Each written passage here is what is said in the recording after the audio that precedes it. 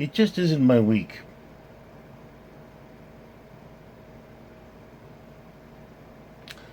Ladies and gentlemen, I am Richard Leland Neal. This is Richard Leland Neal's channel, and I am sitting here in the dark.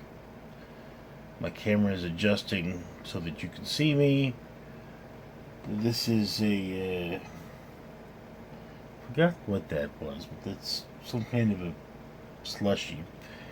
And, you know, earlier I talked about the tragedy of the orphanage. Well, last night, I work at a homeless shelter, for those of you who do not recall. And as I work at a homeless shelter with 300 beds, there are certain things that happen at homeless shelters of this size and that service this population. Mainly, the homeless do not have appropriate medical care, and they tend to lead lives that damage them.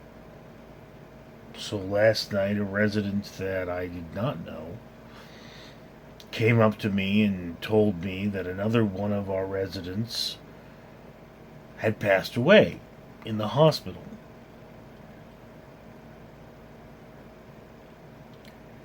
Which is, it happens. It's not the first time, and this place is not, but it's maybe been around for 2 years, and I think maybe four current residents have passed away, one of them on property. But it happens, it's something that you have to get used to. So, I'm security, and I call one of the orderlies,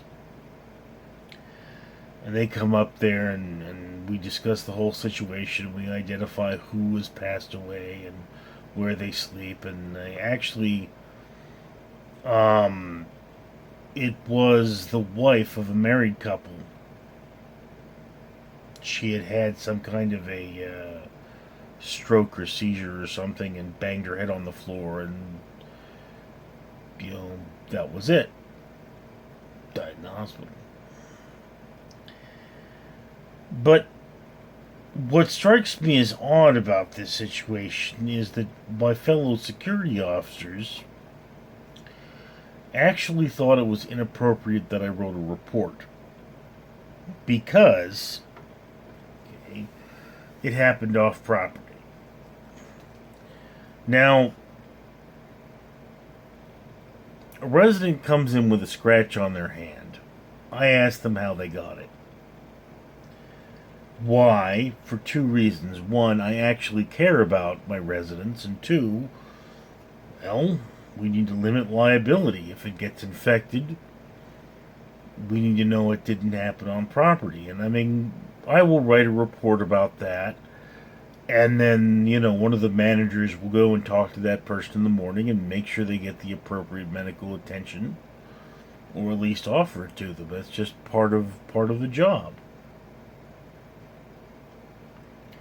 So, one thing I did not want happening to this guy was him sitting there grieving over his lost wife, and staff coming up and thinking he's on drugs. Because, not everyone has the same bedside manner I do.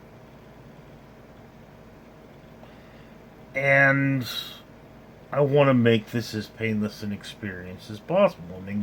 If you were dealing with a man who just lost his wife, you'd want to know, I would assume. But I had a guard telling me, it's like, look, there's nothing we can do, it didn't happen on property, and it's none of your business.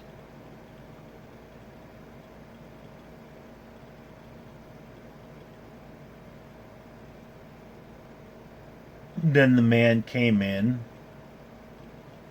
after his wife had died.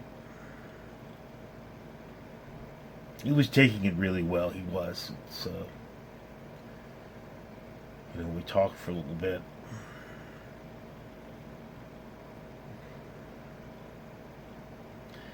Now it's my day off, and I don't know what happened to him.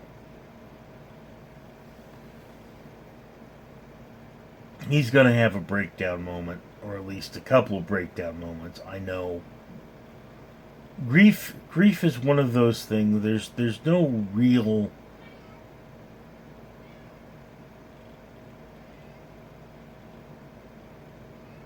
kitty. There's no real kitty of grief. No, there's no real natural or healthy response. I don't think. It's just, we have stages of grief. We go through the problems of grief. We grieve, and we don't get over it. That's a myth. We adjust to it. We adjust to not having this person in our life anymore. We adjust to having this part of us removed.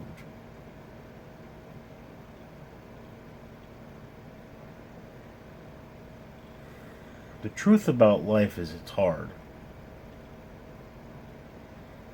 No matter how much wealth you have, no matter how well you protect what you have, sometime in your life you will experience loss. And an airplane, screwing up your video. So here's my question to a lot of you folks out there. If you were at work and somebody on property, I guess in this case a customer, lost a loved one, would you want to know? I mean, these people live here. So I want to give as many of my people a heads up so they can deal with the situation delicately as possible.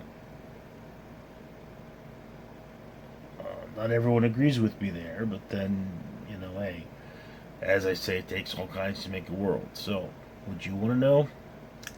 I'd like to know. Down in the comments below. I'm Richard.